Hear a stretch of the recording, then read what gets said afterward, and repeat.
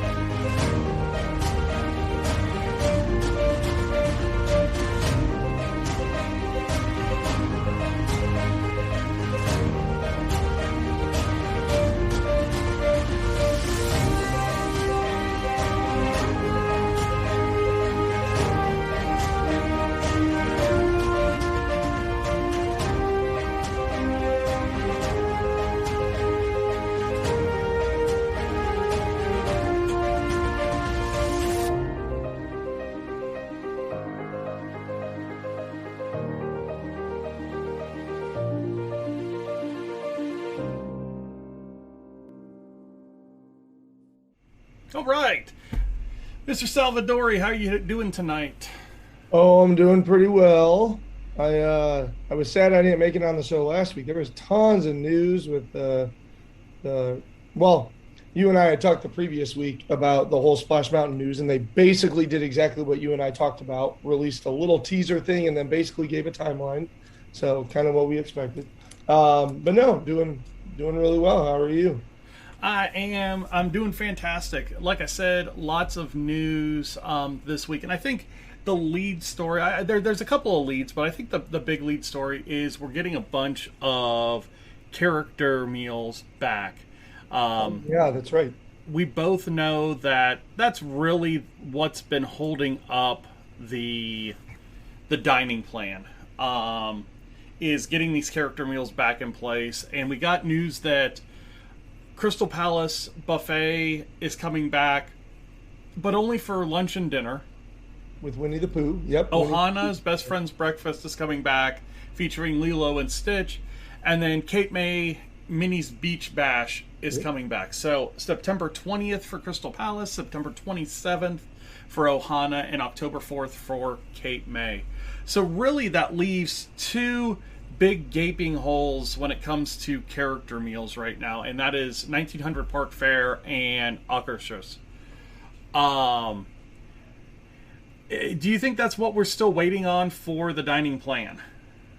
Well, I know we've talked about this a couple of times. The trips that you and I have been there in the last year, it's very obvious to see that the restaurants are not operating at 100, now restaurants never operate at 100% capacity because then you kind of screw yourself, but kind of similar to the hotels, the hotels normally operate at like 90% capacity. Well, the restaurants normally operate at like probably 70, 75% occupancy. And I think right now that they're still rolling them at 40 to 50% occupancy. Um, you know, how often, so just take Oga's Cantina, for example.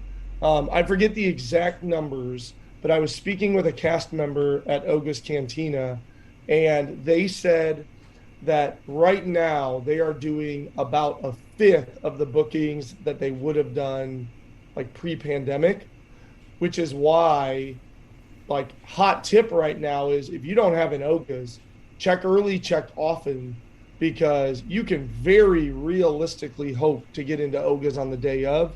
And the same thing goes for reservations on the morning of.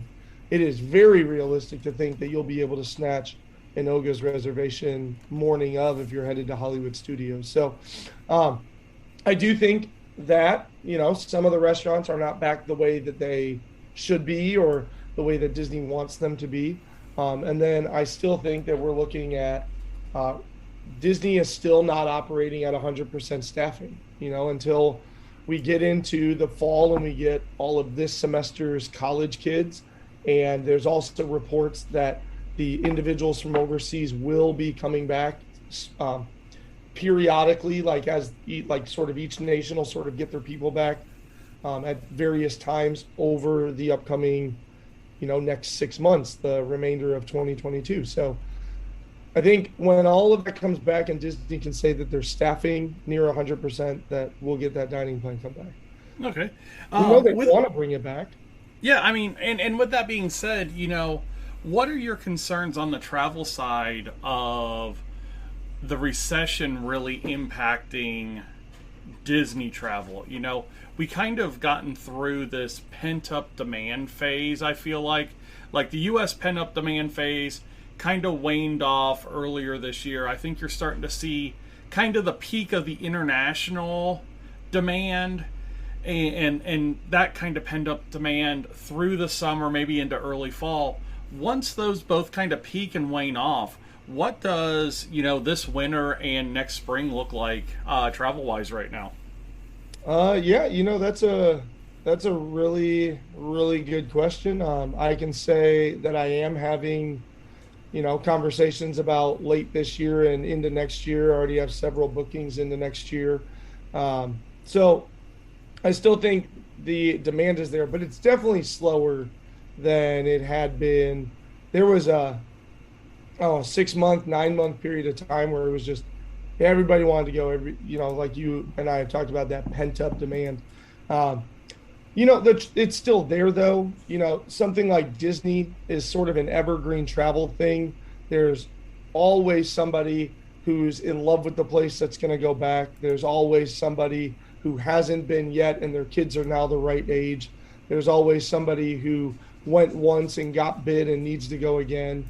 So Disney's just sort of one of those places that just sort of garners attention. Now, you and I have talked about the bend, but hopefully not break mentality that Disney seems to be on in terms of the cost and the add-ons and the nickel diming and everything like that. So it is curious to continue watching. The good news is, as I always say, when people apologize that they don't use me, they go, "Oh yeah, we're using so and so." I was like, "Hey, as long as they're knowledgeable and plan you a great trip." They're like, "Yeah, they're a travel agent." I go, "If they're only a travel agent, then by all means book with them," because that's the good news. Like, even when I notice that there's kind of lulls, well, that doesn't mean I need to run out there and find it. That just means that I'm not going to work as hard on it as maybe other times of the year. So definitely a lull right now. My fall doesn't look nearly what my fall did last year. I'd say maybe half of what my fall did last year is what my current fall looks like. Yeah, and I think it's just something interesting. We've been talking about it, in a couple of different industries, kind of how the recession may impact those industries over the next couple of quarters. I'm interested to see how it impacts the travel, because I really feel like the travel's still kind of up there, but it definitely seems to be falling off a little bit. So now let's move over to Disney Cruise Line, because some interesting news came out about the Wish last week. I led with the $5,000 drink on the Wish. Yeah, in the Star Wars lounge. But on the bad side, we had talked about some of the things not being finished on the boat and that kind of thing. And they have announced that the main show, the Aladdin show that is going to be on the Wish, is not going to run on the inaugural cruise, which is a big deal. Yeah, that's one of the major, one of the greatest things about the Disney cruise is just you sit down for dinner either early or late, and then the rest of, if you sit down late for dinner, then from 5 to 8 o'clock, you're going to see the live shows and the music and whatever else that they've got planned for the itinerary. And so yeah, to miss that big night event, that's a pretty big deal. And I'm curious to watch kind of the fallout from that. And I also wonder if, now I don't have anybody on the inaugural cruise, but if it does push out later, I'm curious if Disney goes, "Hey, we understand, if there's some onboard credits coming their way," or, something along those lines to apologize. Because that's missing the big entertainment is I think. Yeah, and we went in March, and the two shows were fantastic on the Dream. We saw the Beauty and the Beast show, which far outshone the Magical Friends show, or whatever the other one was. It was so bad that I don't even remember. Yeah, I mean, honestly, the Juggler, that was the third kind of night that we were there, that wasn't the pirate night, was better than the other show, I think. So, and that's saying a lot. And not saying that show was bad. It just it for Disney, and for as corny as it was just it felt like it was out of place. Because when you think of even the Little Mermaid show, the Finding Nemo show, the Lion King show at World, they're all good Broadway style shows, and this show was kind of like a slapstick. It was just weird when you compare it to those. And then, of course, the Beauty and the Beast show that was on the Dream, was unbelievable. So you should go to Hoop-Dee-Doo.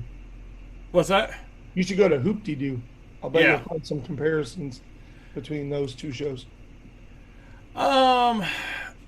Big news over Disneyland Paris. So we've got Avengers Campus coming, and they did the press release opening over there, and it's cool. Go over on the Disneyland Paris English Twitter page. They've got actually the whole opening ceremony there, but they did this huge drone show and everything to open up this new section of the park.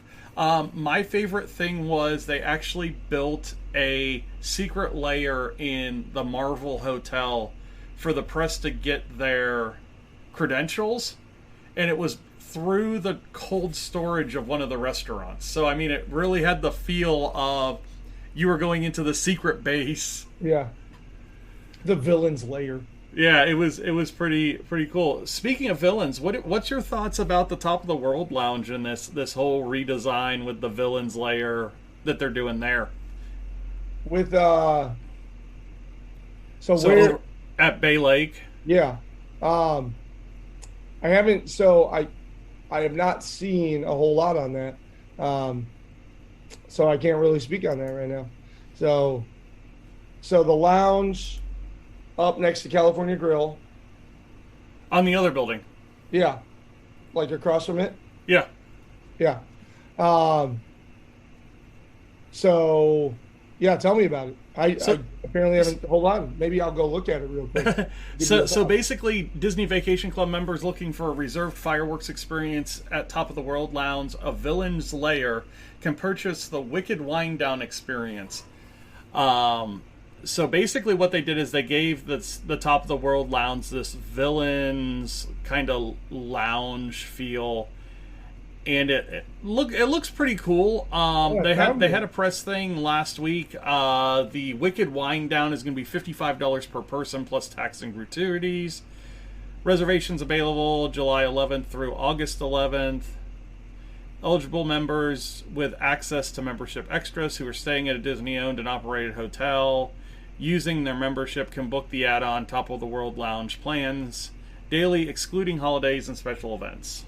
Oh, this is crazy that I don't know about this. I'm a DVC member.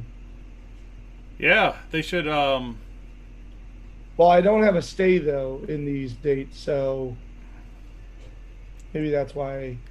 But it also sounds like it's going to be something that kind of sticks around for a while, because if you look at that August 11th date, that's the first day of Not So Scary. It does, and this looks interesting, but at the same token, if I'm looking at it, they just made a unique menu and put up a bunch of pictures of villains in the lounge. Yeah. Yeah, so. But like I said, I'm not too excited. They have the shutdown of that initial window the first day of Not So Scary. So what are they going to do for Not So Scary? Yeah. Well, probably more of the same, because why wouldn't you keep villains going through Not So Scary? Exactly. So you're probably looking at this through November at least. Yeah. Yeah. In some form. I don't know. Now that I'm seeing it, like I'm not buying plane tickets just to go down here and look at Ursula's big picture on the wall. Yeah. But it's cool. Speaking of DVC, since we're on that topic, if any of our viewers are DVC members, if you didn't see that news, we are now allowed to borrow 100% of our points from future years. They had capped us at 50% for the last 2 years. So full point usage is now available to all DVC members. So that's exciting. Awesome. I did see that. Shannon jumping in with the pun here. She said, "It sounds wicked fun to me." Oh, so God. Thank you for that. Bringing down the show one comment at a time. No, that was no, Shan, I love you. That was a gem. What else? Ooh. Oh, new show at Disneyland. Go ahead. Yeah, Wondrous. They announced there's a new show, a new nighttime show expected at. Let me pull it up here. Yes.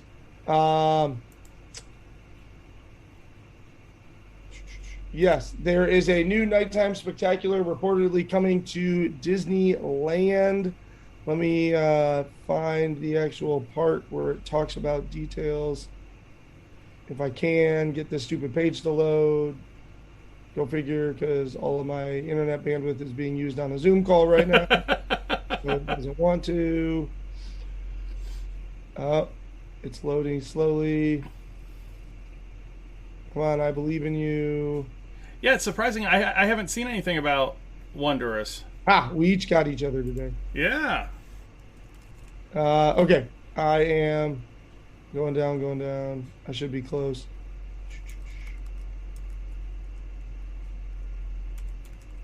Yes, and then Jane Foster is supposedly supposed to be a new character over at the Avengers campus also to celebrate Love and Thunder. But let me see if I can find this info. No, I did see that. We talked about that last week on the show. And while you're looking for that, there are a lot of characters coming back. So Chewbacca and Darth Vader came back to Star Wars Launch Bay this week. The Green Army Men are coming back. The Drumline is coming back to Toy Story Land in Hollywood Studios shortly. They're back on the schedule. So we are getting some more of those meet and greets back as well. Okay, I got info. Okay. So right now it is codenamed Project Moonlight in the Disney company. And it is going to be in conjunction because next year is the 100th anniversary of the Walt Disney Company, and Disneyland being sort of the park, the first park, the original park. It'll also be next year, I think it'll be their 70th park anniversary next year, if I have the opening date. 53, right? 56? Is it 56? Oh, it is. You're right. It's 55 or 56 was when it opened. Anyway, so yes, they are for the 100th anniversary of the Walt Disney Company. Disneyland will be getting a new fireworks and projection show on the castle, and it is believed that it will be named Wondrous. Cool. So there you go. That is the details as of now. More speculation than details, but it all makes sense.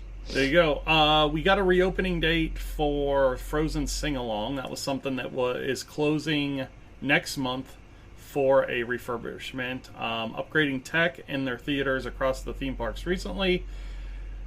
Frozen Ever After getting closed and will reopen on September 17th. Yeah, we need in that Frozen sing-along, we need to slide in a little bit of Frozen 2. The historians have started sliding in a little bit of Frozen 2. When Kristoff leaves, Eric says, "Hey, don't get lost in the woods." It was really funny. That's nice. I know. I liked it a lot. That's nice. What else do you have planned since we just completely curveballed and went with two other things? I know. Let's see here. What else do we have going on?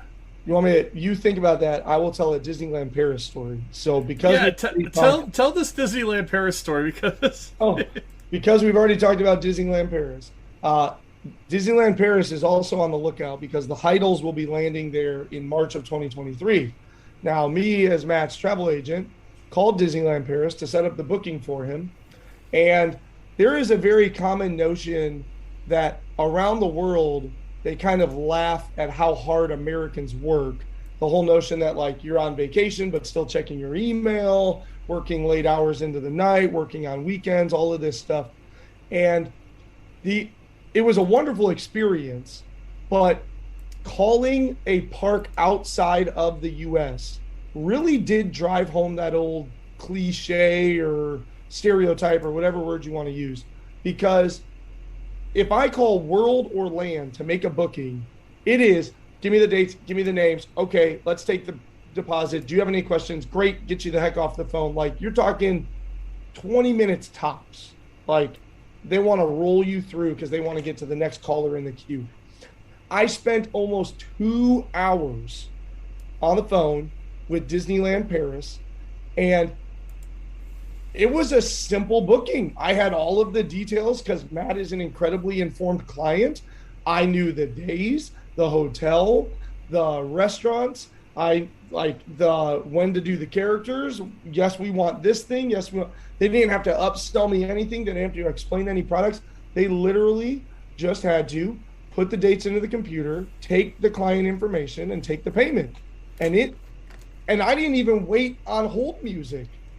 The previous time I called to get info, I waited for like 40 minutes on hold music. But because I called earlier in the morning, I didn't even have hold music. Like, I got straight through and spent 2 hours. That it was like, and then I thought to myself, I'm like, that was Walt Disney Company, the Paris company, just paid a quarter of this person's day to book one vacation.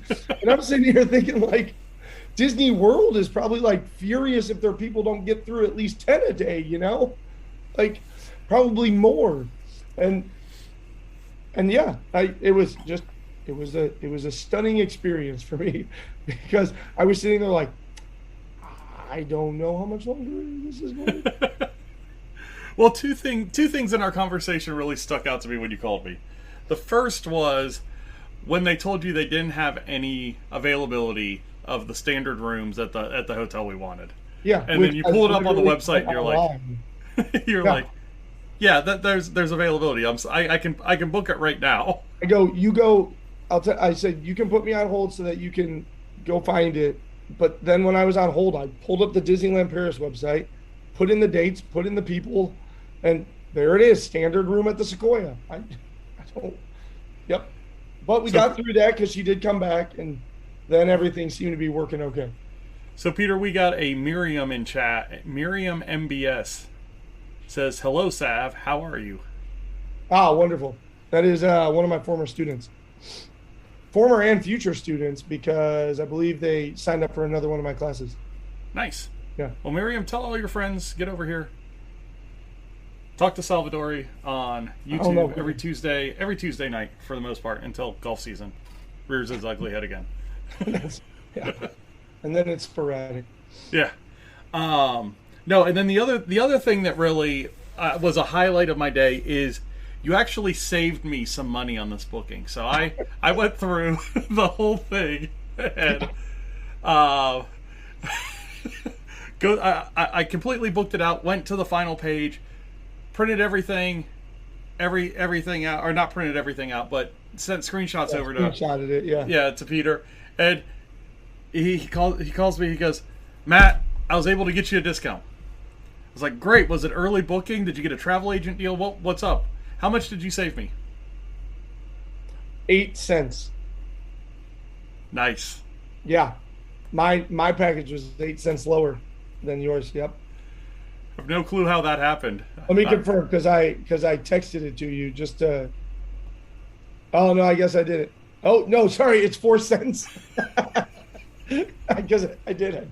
I texted you how much I saved you. Miriam says she's moving to Carmel. Already moved, so you do not get the. Oh, I knew that. She told me that was going to happen. Jeez. I know. Okay. Not a future student. Well, Miriam, hit that like button. Like I said, tell your friends. Have them come over. Bug Salvadori while we're doing this. It's a lot of fun. We talk Disney. We have a lot of fun.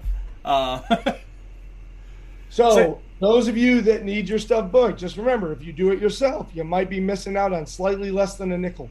Yeah. I mean, all the magic I'm going to be missing out with that force. But yeah, no, we're excited for Paris. You know, in all honesty, when you look at it side by side with World, and a better comparison might be Disneyland right now. I'm booking Disneyland. But the prices over there are pretty decent right now. The tickets were weird. Explain the whole ticket situation. Oh, yeah. So if you book a package with Paris, you have to get a park ticket for every day that you're there. And day, not even night. Like, so they're staying 6 nights and they had to get 7-day tickets, and there's no way around that. The only way around that is to pay hotel alone and then buy park tickets. And we did piece it out because you and I were doing our homework. We did piece it out, but like what you guys wanted, a 4-day ticket is what we priced out. Yeah. And the difference between a package with 7-day tickets and an a la carte, if you will, with 4-day tickets was like $200, not even. Yeah, it wasn't a lot of money. It was such a little amount of money that we were like, this is dumb if we don't just have the extra days just so we have them in case, Yeah. we're taking a city tour into Paris one day, and then our fly-in day and our fly-out day gives us the ability to Yeah. jump into the parks a little bit. So Right. It'll be cool to just kind of like get there, even if you don't really go and do anything, just to like see it and kind of gain your bearings. And, because your family's just like mine. When's the last time you needed a Disney World park map? yeah, I've been So, reaching out. I've been reaching out to my friends overseas and like, okay, I'm coming to Paris. I need the details on how we do this. right.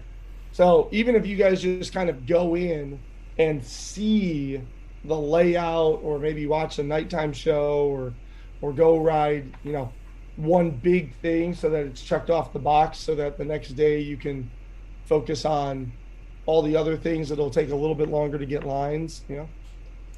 Yeah, the other thing that we're looking forward to might not be the best phrase here, but we're interested to see weather because Disneyland Paris is the only park that it really has the ability to snow at. So And you're going in March, so yeah, it's a decent shot. so that could be pretty interesting. We've been talking about watching kind of weather trends and that kind of stuff because it might be the first like trip that we need to pack long pants and long sleeves for like the whole trip. Well, you Disney. come with me in late January last year because that was my trip.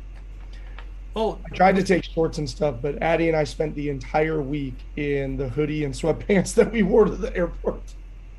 we went on the coldest Christmas in like 10 years. So Yeah. I completely understand it. It didn't get above 38 degrees at the park. But yeah, it'll be interesting to see if we can actually, be in a park when it snows and what that's like. Because, when we do park plans and when we're talking to clients about, planning your days, we're always talking about how do you get out of the heat using the restaurants for air conditioning. Yeah, Well, I've been out of the rain and stuff like that. Yeah, and I've been listening to a bunch of podcasts and stuff, and they're like, yeah, some of these restaurants you want to get into for the heat because it is cold in the winter.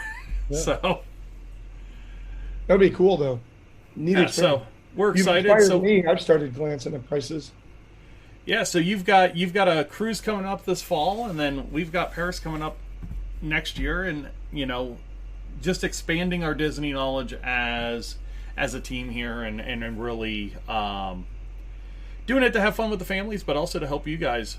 So Yeah, I mean it is. It's really beneficial because now we have cruise knowledge to share, and you kind of saying, "Screw it, we're going for Paris," has caused both of us to really understand more of the ins and outs. Like I wouldn't have been able to name a single ride, and now I can, kind of glance and kind of explain various rides over there and what looks exciting and what, like you said, kind of figuring out these are probably going to be the things that the majority of the crowd are going to run for. But I also am curious if rope drop is really a Disneyland Paris thing, right? Or is that more keen to the American lifestyle and the American vacation experience? Like, I'm kind of wondering if you sort of roll in close to park opening and you're like, one of 40 people type of deal. So no, it does sound like rope drop is a thing, but it doesn't sound like it's near the thing that it is over here. Right. People are walking in to see rope drop and then, grab a croissant and a coffee. Well, a lot of the podcasts talk about the same strategy that we would use for a rope drop. Check off one big ride and get in line for the second big ride. Yep. And then do a later breakfast after that second ride. Go somewhere for breakfast and then come back into the parks after that. I mean, it's a good quality strategy. Yeah. And I know you've been to plenty of before park open breakfasts, and I have as well. But I do really love that or just planning to like grab a late snack and then planning yourself like a 1 o'clock lunch type of thing. Yeah, there's a lot of ways to attack the parks. I mean, I think that's the beauty of all the parks is, when you have that knowledge, there's a lot of different ways that you can go in there and really do well on a park day. If you've only got one park day for each park on that trip, you can take advantage of early magic hours, you can take advantage of eating in off times and that kind of stuff, and really make a good day out of it. I just realized we have less than a minute. Any parting words? No, I just want to thank you for joining the show tonight, getting that package booked. If you could send me those details on it, it'd be great. So I got the email this morning, so I awesome. You have an email to send on to you with your info. Awesome, and I will check back with you in the next couple of days, and maybe we can go hit some more balls somewhere. Okay, bye everybody. Sounds good. As always, I'm about to get cut off, I think. All right, sounds good. Peter with Princesses and the Mouse Disney Travel. And you can see me a lot of different directions. All right, so like I said, that was Peter with Princesses and the Mouse Disney Travel. You can find them over on Facebook at PATM Disney Travel. Or you can come to any of the DPI websites at DPI Podcast on Facebook, at Disney Insights on Twitter, here on the YouTube channel. You can check out all those different places, and we can get you in touch with Peter, or we can help you ourselves all the way through the planning process. So, yeah. So, great show tonight. Love having Peter on. Always good to have somebody to converse with. Maybe we figure out Teams next time and see if that will work better than Zoom. If any of you out there are doing like co-hosting stuff and have a good free program that you use, let us know. Either hit us in the chat in Facebook or Twitch, or on Twitter in the comments, or on YouTube in the comments, and let us know what you're using and how you feel about that program, because that 40-minute limit on Zoom right now is kind of a buzzkill, because we could talk for a while. So yeah. So thank you guys all for watching tonight. Good conversation.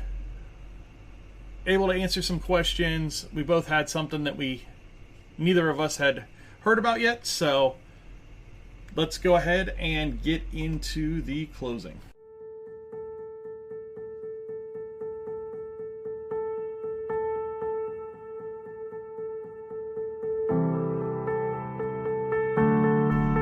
Hey, we have Peter with Princesses and the Mouse Disney Travel on. You can check them out at PATM Disney Travel over on Facebook.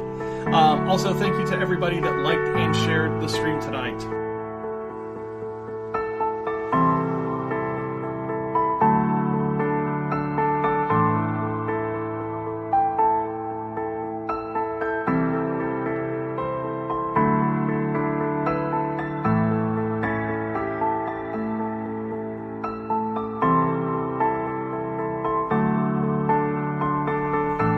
Find us on social media. Easiest place, Facebook, at DPI Podcast on Facebook. If you're looking for the travel page, at PATM Disney Travel on Facebook. Over on Twitter, at Disney Insights. That's probably where I'm the most active and I talk the most. If you want a conversation, go over there.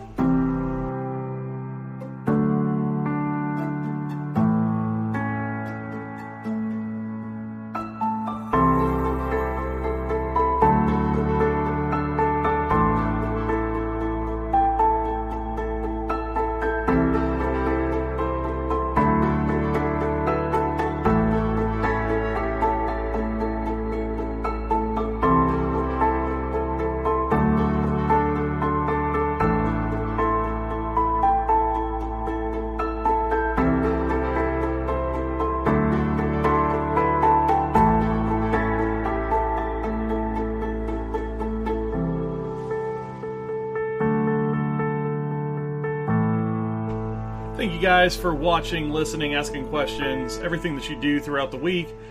We appreciate it very much. We will see you next week. Bye now.